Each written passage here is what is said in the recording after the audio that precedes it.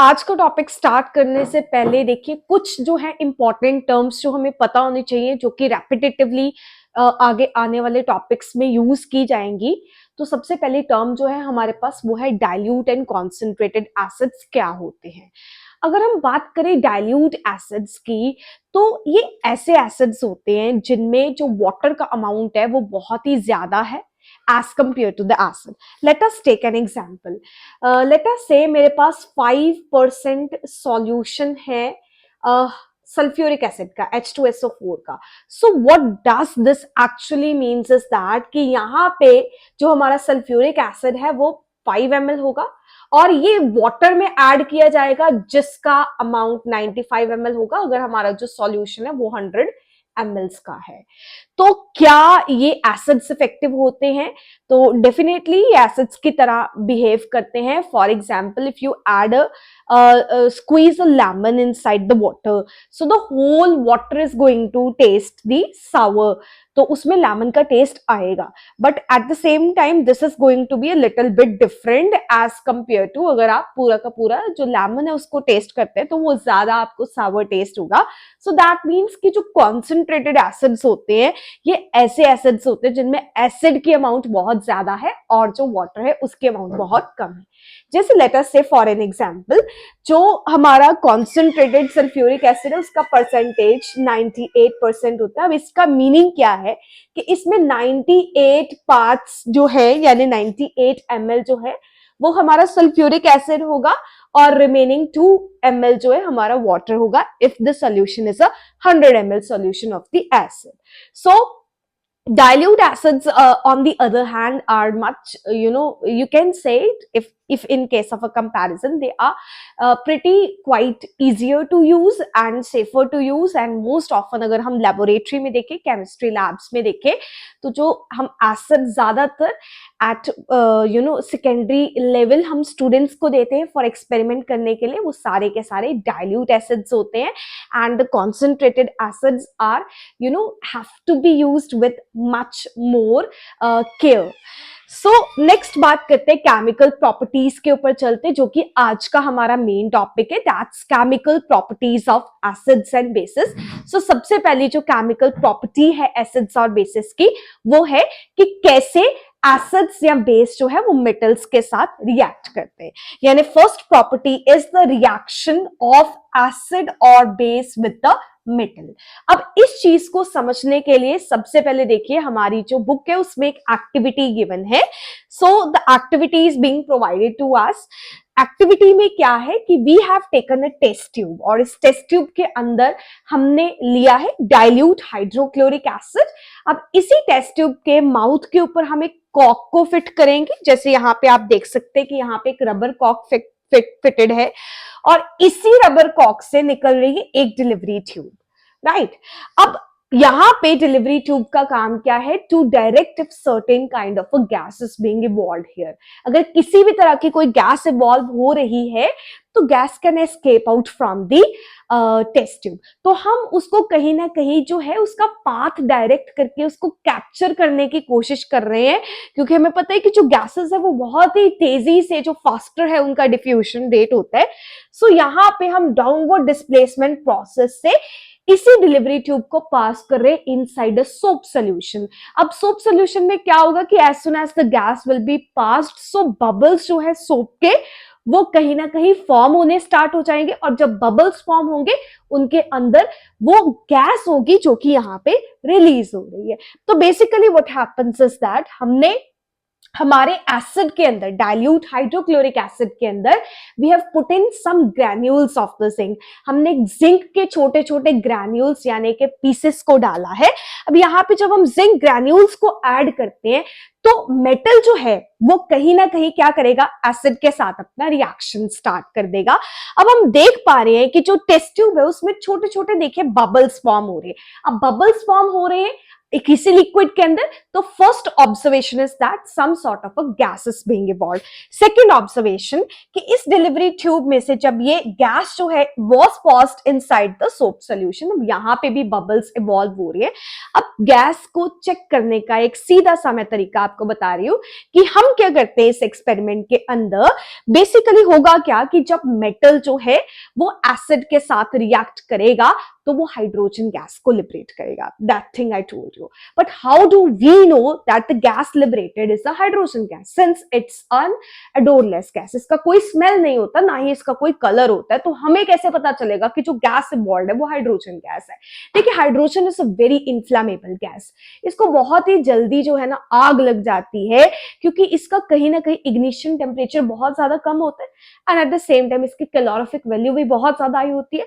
And that's why आपको पता ही है कि जैसे कि हाइड्रोजन को एज अ फ्यूचर फ्यूल की तरह भी देखा जाता है। तो बेसिकली यहाँ पे हमने क्या किया, जो हमारे सोप बबल्स इवॉल्व हो रहे हैं, इन सभी सोप बबल्स को हमने क्या करा, इसके अंदर जो हाइड्रोजन गैस होगी उसको हमने चेक करना है। तो हम एक बर्निंग कैंडल को इसके माउथ पर लेकर आएंगे किसी भी बबल्स के पास, तो वो एकदम से पॉप साउंड के साथ जो है वो बबल जो है वो बर्न होना स्टार्ट हो जाएगा, बर्स्ट हो जाएगा पॉप साउंड के साथ।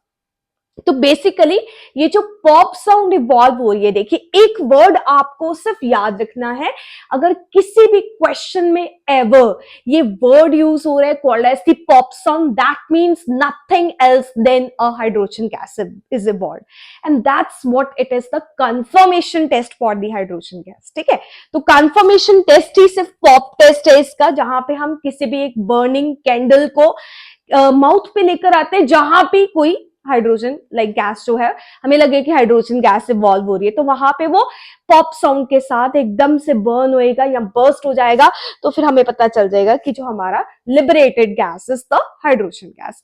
नेक्स्ट चलती है बेसिक रिएक्शन के ऊपर, जनरल रिएक्शन के ऊपर। तो देखिए, सबसे पहले हम जनरल रिएक्शन को समझेंगे, and then by taking certain examples of, like since in the last class हमने फेमिलराइज हुए थे किसी कुछ तरह के एसिड से, स्ट्रॉन्ग एसिड से, वीक एसिड से, स्ट्रॉन्ग बेसिस, वीक बेसिस से, सो उन्हीं का एग्जाम्पल लेके हम रिएक्शंस को कैरी आउट करेंगे एंड प्रोडक्ट्स को फॉर्म करेंगे। That easy, need not to memorise anything, just need to understand it. So what will happen is that, सबसे पहले देखिए हमने देखा कि जो हमारा एसिड था वो मेटल के साथ रिएक्ट करके हाइड्रोजन गैस को लिबरेट कर रहा था। अब यहाँ पे जनरल रिएक्शन को देखिए, चाहे एसिड हो चाहे बेस हो, चाहे एसिड चाहे बेस, वो मेटल के साथ जब रिएक्शन करेगा, ठीक है, तो देखिए मेटल के साथ रिएक्शन करने पे एक तो ये इसका सॉल्ट ऑब्टेन होगा, दूसरा जो है हमारे पास hydrogen gas will be released. अब इस हाइड्रोजन गैस का पॉप टेस्ट जो है वो कंफर्मेशन टेस्ट है, ये हमें पता है।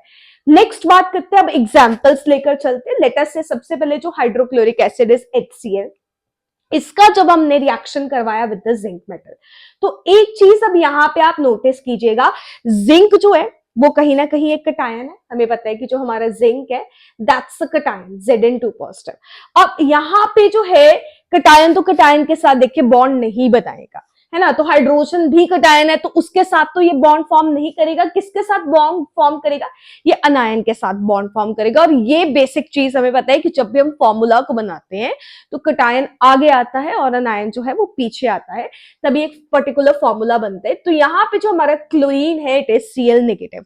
अब हमें पता है फॉर्मूला कैसे बनाते हैं, Zn का 2 नीचे आ गया, क्लोरीन का 1 नीचे आ गया। अब ये 1 जो है वो Zn के पास चला जाएगा और 2 जो है क्लोरीन के पास आ जाएगा, एंड ZnCl2 जो है हमारा सॉल्ट का फॉर्मूला बन गया है। तो यहाँ पे ZnCl2 यानी कि जिंक क्लोराइड जो है हमारा फॉर्म होगा, एंड पीछे बच गया हमारा हाइड्रोजन, एंड हाइड्रोजन गैस जो है वो लिबरेट हो जाएगी। ठीक है, दूसरा जो तरीका है, इजी सा तरीका है जो मैं आपको समझा सकती हूँ अभी इस टाइम के ऊपर। तो अगर हम एक और एग्जांपल लेते हैं, लाइक हमने सल्फ्यूरिक एसिड लिया H2SO4, जब इसका रिएक्शन हमने जिंक मेटल के साथ करवाया, तो एक तो देखिए हमारी हाइड्रोजन गैस तो निकलनी है, तो हम पहले हाइड्रोजन को अलग कर देते हैं। ठीक है, अब सिंस ये बैलेंस्ड इक्वेशन है एक तरह से, क्योंकि हाइड्रोजन इधर H2 की फॉर्म में है, तो H2 यहां पे निकल गया, बच क्या गया पीछे, बच गया है हमारे पास सल्फेट एंड हमारा जिंक, तो हमारा जो सॉल्ट बनेगा दैट विल बी ZnSO4। अब ये कैसे बना फॉर्मूला देखेंगे, अगर तो देखिए जिंक जो होता है इसका जो फॉर्मूला है Zn2 पॉजिटिव है एंड सल्फेट का SO4 2 नेगेटिव। इसका 2 नीचे आया, इसका 2 नीचे आया और सेम ही टेबल पे अगर ये कट रहे हैं तो हमारा जो ZnSO4 जो है वो हमारा फॉर्मूला बन गया है, राइट। अभी नेक्स्ट बात करते हैं नेक्स्ट एग्जांपल की। हमने अब एक बेस का एग्जांपल लिया, हमें पता है हमने स्ट्रॉन्ग बेस ले रहे हैं हम, एंड हमारा स्ट्रॉन्ग बेस जो है वो है sodium hydroxide. Sodium hydroxide is a strong base. अब सोडियम हाइड्रोक्साइड क्या करेगा, देखिए सीधी सी बात है, पहले आप हाइड्रोजन को निकाल दीजिए, ठीक है। तो अब यहां पे HSH2 ही निकलेगा तो हमें यहां पे 2 लगाना पड़ेगा। तो HSH2 यहां पे निकल गया, पीछे बच गया हमारे पास Na, ठीक है, वो भी कितने N 2N एंड O कितने 2। तो यहां पे जो हमारा देखिए सबसे पहले तो कटायन आगे आता है, तो जिंक भी कटायन है, सोडियम भी कटायन है, तो सोडियम को हम आगे लिखेंगे Na2ZnO2 and the formula of the salt is sodium zincate. This thing you will have to learn. इसका जो फॉर्मूला है वो एज सच आपको याद करना पड़ेगा, it is sodium zincate Na2ZnO2, ठीक है। तो एक जो बेसिक हम चीज यहां से एनालाइज कर पा रहे हैं कि चाहे हमारा एसिड है चाहे हमारा बेस है, जब वो मेटल के साथ देखिए रिएक्शन करेंगे तो उस टाइम के ऊपर 2 चीजें हमें मिलेंगी, एक है हमारा हाइड्रोजन गैस और दूसरा हमारा सॉल्ट। तो जब भी आपने इक्वेशन लिखनी है किसी भी एक एसिड के साथ, किसी भी एक बेस के साथ, सबसे पहले हाइड्रोजन गैस को साइडलाइन करिए, हाइड्रोजन को निकाल के अलग रख दीजिए, बची हुई चीजें जो है उनका हमने सॉल्ट फॉर्म कर देना है, दैट इजी एज पॉसिबल। और हाइड्रोजन गैस का टेस्ट भी हमें पता है, दैट्स अ पॉप टेस्ट, जिसमें हमें कोई भी बर्निंग कैंडल जो है वो लेकर आते हैं नियर द टेस्ट ट्यूब और something where the hydrogen gas is being evolve, तो वहां पे पॉप साउंड के साथ वो बर्न करेगा, ठीक है।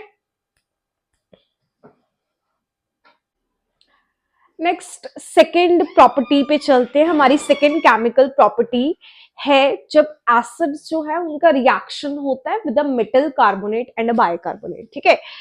Reaction of the acid with a metal carbonate and bicarbonate, देखिए जब भी कभी मेटल जो है इसका कार्बोनेट या फिर बाइकार्बोनेट, अब बाई का मीनिंग यहाँ पे है हाइड्रोजन कार्बोनेट से, ये रिएक्ट करेगा एसिड के साथ, ठीक है। तो एक तो हमारा सॉल्ट बनेगा, दूसरा हमारा water and third is carbon dioxide, ठीक है। अब इस चीज को हमें याद करने की बिल्कुल भी जरूरत नहीं है, because it's obvious in the reaction and if we have a basic understanding we will be able to easily crack it. तो इसके लिए देखिए बुक में एक एक्टिविटी गिवन है। अब इस एक्टिविटी में हमने क्या किया, हमने एक अपरेटस सेटअप किया जिसमें हमने एक टेस्ट ट्यूब लिया है, we have taken a test tube, ठीक है। इसी टेस्ट ट्यूब के अंदर हमने एसिड लिया है डाइल्यूट हाइड्रोक्लोरिक एसिड, और उसके अंदर हमने क्या किया है, सोडियम बाइकार्बोनेट जो है या सोडियम कार्बोनेट, दोनों का ही हम यूज कर सकते हैं, इनमें से कोई भी हम as because it's a white colored salt so we need to put it using the spatula, right? so यहां से देखिए यहां पे हमने एक डिलीवरी ट्यूब पास करी है और ये जो डिलीवरी ट्यूब है it's put into on the other side into a solution of calcium hydroxide. अब देखिए एक चीज जो हमने यहाँ पे याद रखनी है कि जो हमारा कैल्शियम हाइड्रोक्साइड है it is slaked lime, calcium hydroxide is slaked line,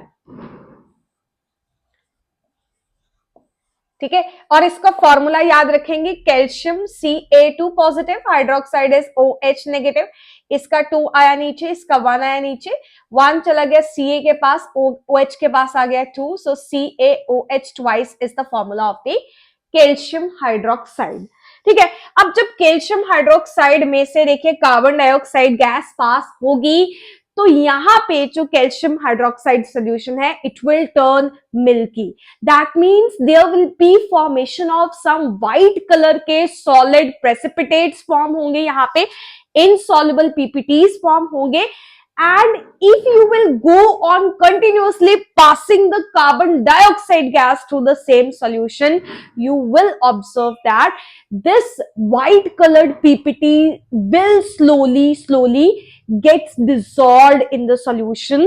तो वो अगेन जो है वो इनिशियल कलरलेस सोल्यूशन में चेंज हो जाएगा, सो इसके मिल्कीनेस जो है वो खत्म हो जाएगी. तो what actually is the chemistry behind it, let us see. तो सबसे पहले देखिए, अगर हम मेटल कार्बोनेट या मेटल हाइड्रोजन कार्बोनेट की बात करें तो metal could be like sodium potassium जो भी है ना, तो यहां पे हम कार्बोनेट से मिलेंगे हमारा CO3 से.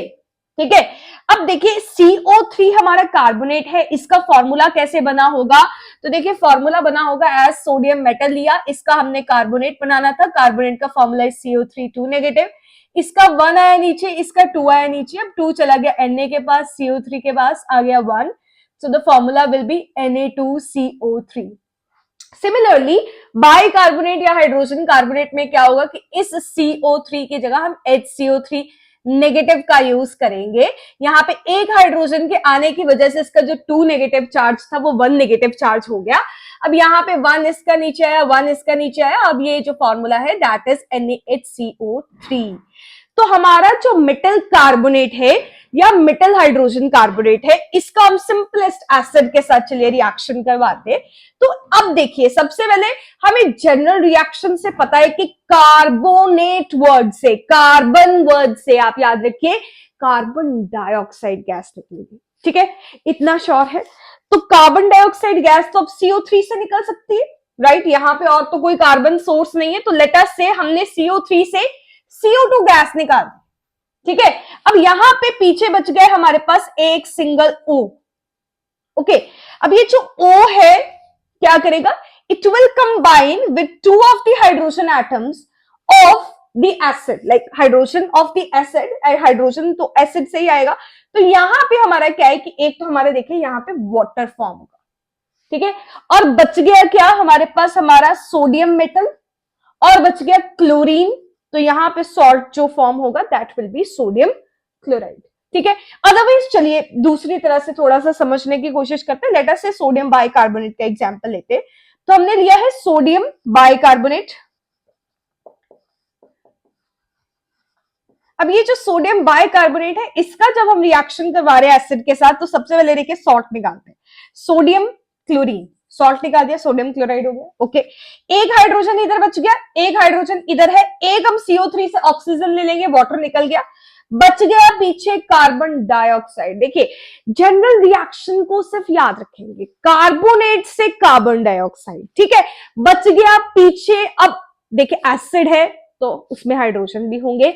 अब कार्बोनेट इज CO3, अब उसमें से एक ऑक्सीजन बचेगा, वो जो एक ऑक्सीजन बचेगा वो देंगे हम हाइड्रोजन को, वहां से निकलेगा वाटर, बची हुई चीजों का पकड़ के हम बना देंगे सॉल्ट.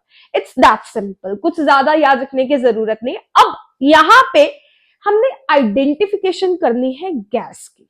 ठीक है, अब क्योंकि कोई गैस इवॉल्व हो रही है and it is a colourless odourless gas and we are unsure about it which gas is being evolve.